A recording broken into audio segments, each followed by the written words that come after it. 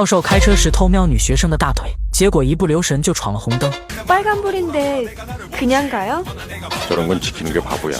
女孩知道教授的话里充满了暗示，毕竟自己能不能保研，完全是这名教授一句话的事。然而教授前脚刚装完逼，下一秒就被交警拦了下来。对方示意他闯了红灯，随即就要开罚单让他签字，可教授却笃定对方没有证据，当场就装傻耍起了赖皮。然而交警也不惯着，直接拿出了刚才拍到的录像，见无法抵赖。 教授急忙笑着请对方变通，将闯红灯的罪过改成没系安全带这种小错。谁知交警见他没系安全带，便果断在罚单上又加了一条。教授接连被打脸，在心仪的学生面前丢尽面子，他一脸厌烦地签了字，嘴角也因为愤怒抽搐个不停。警察前脚刚走，教授就愤怒地追了上去，可他却万万没有想到，警察早已在下个路口恭候多时。眼看教授的车即将过线，他便立刻将信号灯调成了红色，然后拿出相机，打算拍下教授违章的证据。可谁知教授非但没有停车，反而摇下车窗对着交警就是一顿臭骂。为了躲避交警的追捕，教授直接驾车拐进了小路。虽然暂时逃过了罚单，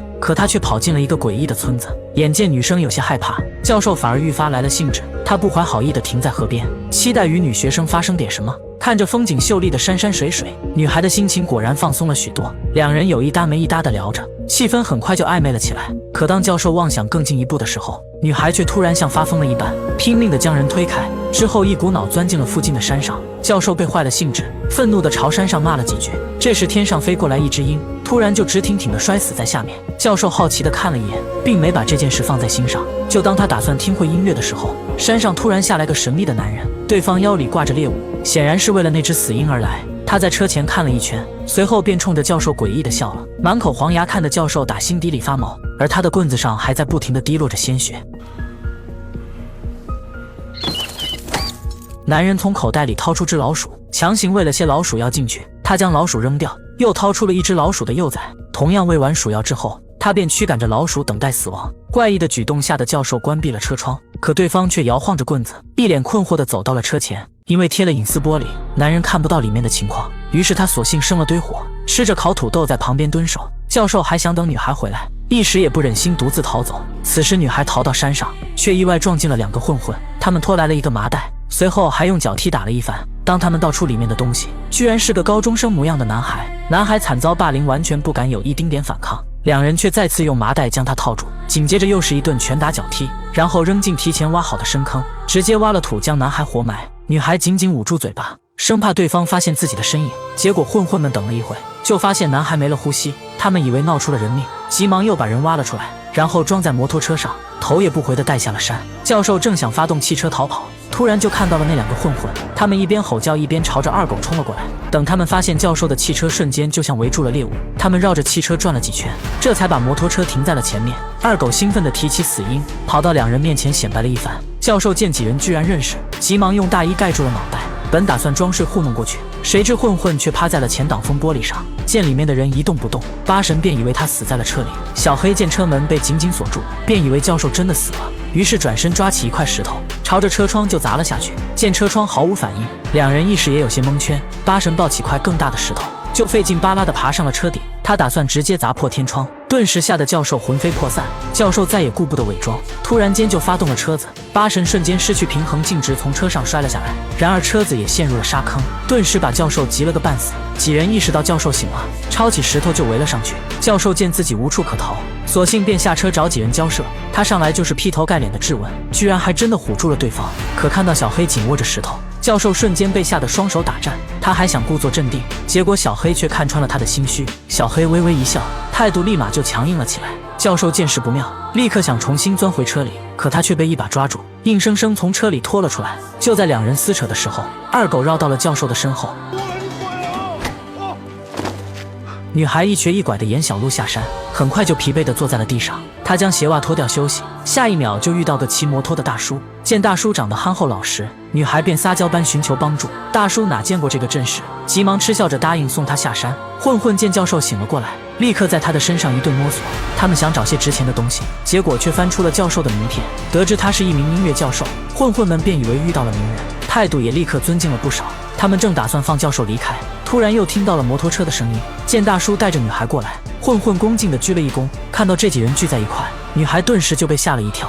旁边那个装人的麻袋更是看得女孩心惊肉跳。可大叔却依旧一脸和善，承诺一会就会送他去车站。大叔跟几人交流了一番，显然他才是这群混混的老大。女孩羊入虎口，心里早已经害怕的要死，可大叔却礼貌地笑着，还邀请她坐在自己的旁边。女孩不敢反抗，只能忐忑地跪坐在边上。大叔看到了教授的窘境，关切地上前打算帮忙，见车子被沙地陷住，他便叫来小弟们一起推车。大叔发现人手不够，还色眯眯地把女孩叫了过来，然后抓住她的脚，让她一会配合着踩油门。大叔无意间脱掉上衣，露出了一条半米长的刀疤。教授看在眼里，不由得倒吸了一口凉气。几人费了半天劲，始终没能把车推出来。大叔立刻掏出手机，友好的帮教授呼叫拖车。只不过这时他的手里已经多了张女孩的学生证。大叔回头看了一眼，随即便把证件藏在了身上。教授和女孩慌得要死，生怕几人发现他们俩彼此认识。几名混混支起个石板，围成一圈吃起了烤肉。虽然几人没表现出什么恶意，可看到二狗的状态，教授还是忍不住一阵胆寒。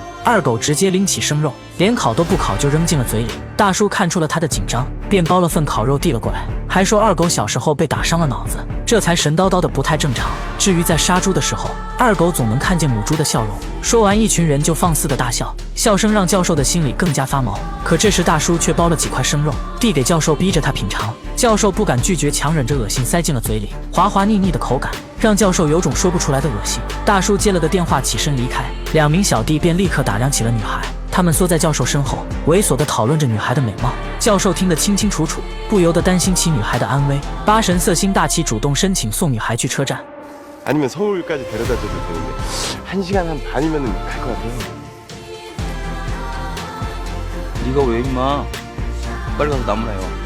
八神还想争取，却当场被大叔呵斥了一顿。他只能陪着笑，点头哈腰地接受了安排。教授为了保护女孩，申请开车带着她一起离开。可大叔却说已经答应了女孩，就一定会亲自把她送去车站。随后他就笑着看向女孩，表示一切尊重她本人的意见。女孩知道教授不是好人，但总比这帮野蛮人要安全得多。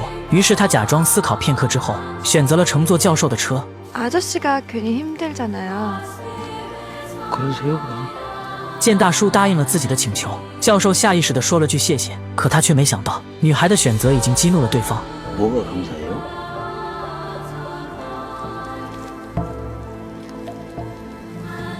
뭐가 감사하냐고요?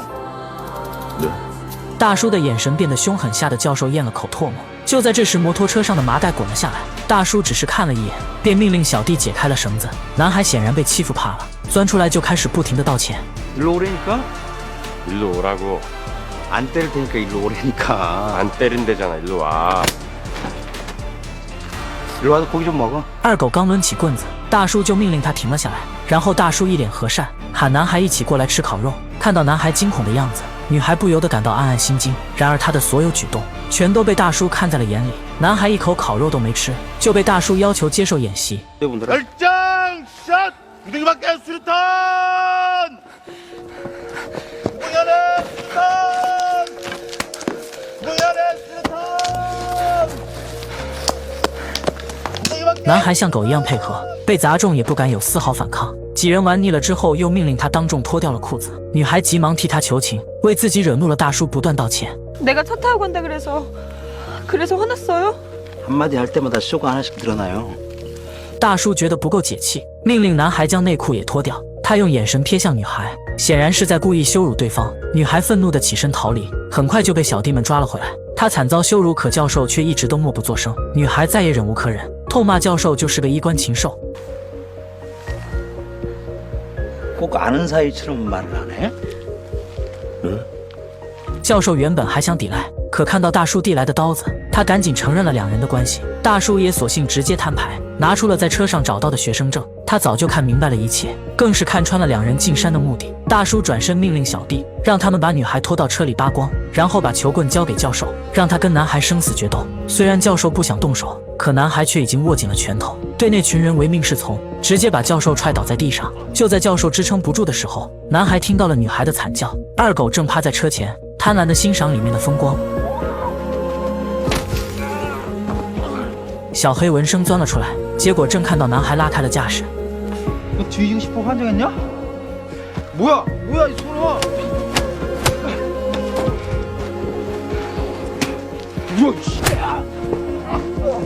男孩轻松打倒小黑，心里也瞬间燃起了自信。原来这帮欺负人的家伙并没有想象中那么可怕。面对八神男孩再次摆好了造型， 너 새끼야, 그거 합기도지?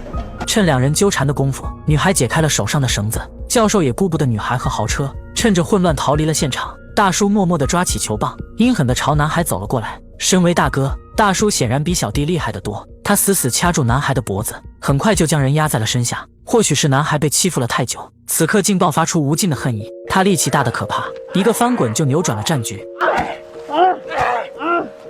男孩将大叔打晕过去，又将4个人全都埋进了沙子，然后取出摩托车的汽油，打算一把火将他们全部烧死。女孩见状吓得要死，急忙下车拦住了男孩，可男孩已经失去了理智，愣是把女孩扔到了一旁。 경찰 불러. 사람 죽여서는 안 돼. 하지마. 제발 여기서 끝내. 就在两人争辩的时候，大叔一铁锹砸倒了男孩，然后拼命摇晃，很快就摇醒了剩下的几人。他们用力挤压沙子，挣扎着从坑里爬了出来。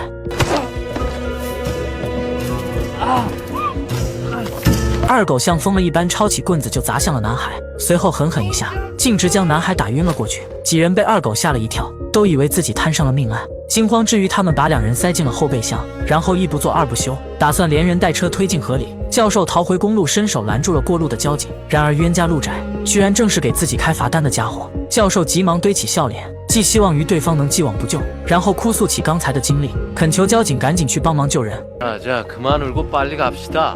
交警带着他来到河边，却发现河边早已经空无一人。教授赶紧指着一片空地，说自己的车就陷在了这里。交警已经失去耐心，一脚就将人踹在了地上。他不再相信教授，骑上了摩托就准备离开。谁知就在这时，山上竟传来了一声枪响，随后汽车发生侧翻，滑行了很远才终于停下。交警听到枪声，急忙返回来揪住了教授。 고등학생 하나 있었다고 그랬지. 그 새끼 이름이 뭐래? 大叔从车里钻了出来，心里恨透了开枪的家伙。他嘴里不断咒骂，然后疯狂地踹向后备箱。大叔将后备箱打开，两人立刻就掉在了地上。原来男孩没死，正举着枪做最后的抵抗。见大叔扛着铁锹杀来，女孩急忙夺过了手枪。 제발 여기서 끝내. 당신도 사람이잖아. 大叔料定女孩不敢开枪，竟直接用脑袋抵住了枪口。女孩的手不住颤抖，甚至因为恐惧闭上了眼睛。就在她要扣动扳机时，警察及时赶到了现场。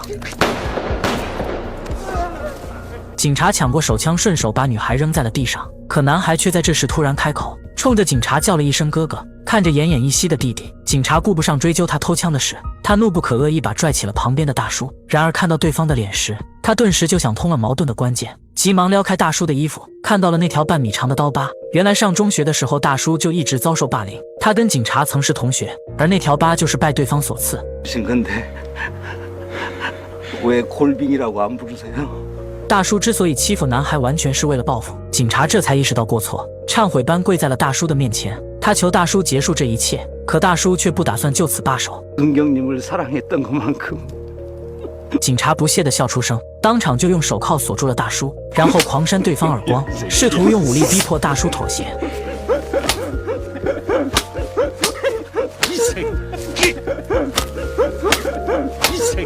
然而大叔被打得满嘴鲜血，却依旧在肆无忌惮地大笑。他的不断刺激再次唤醒了警察心中的罪恶。他举着头盔狠狠砸在大叔的脸上，因为有大叔的命令，几名小弟完全不敢动手。当大叔被打晕过去，他们竟成了待宰的羔羊。警察笑着凑到跟前，在二狗的身上好一顿摸索。他翻出了一盒粉末，随后又抓出了几只老鼠。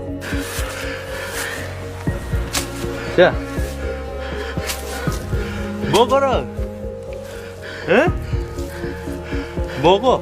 警察用枪逼迫几人，享受着霸凌对方的乐趣，然后拿出那盒粉末，还以为自己缴获了一盒毒品。为了确认，他贪婪地舔了一大口，可教授却一把夺过盒子，说这是自己的润喉药。然而警察刚要离开，他就感觉肚子传来了剧痛，然而他没有放在心上，背起弟弟就离开了现场。大叔也被小弟救起，准备送往县里的医院。他被打得面目全非，却依旧不忘兑现自己的承诺。 저기요 같이 안 갈래요? 터미널까지 태워다 주라니까. 经历过一番磨难，女孩不敢再有任何的回应。好在几人也顾不上理她，匆匆忙忙地赶往了医院。大叔叫的拖车终于赶到，女孩也终于得到了解脱。他们遇到了警察的摩托，可车上却只有男孩的身影，而那名警察则已经死在了旁边的河里。原来二狗拿到教授的盒子后，直接把粉末换成了鼠药，而教授则把它当成润喉粉，已经狠狠地吸了一大口。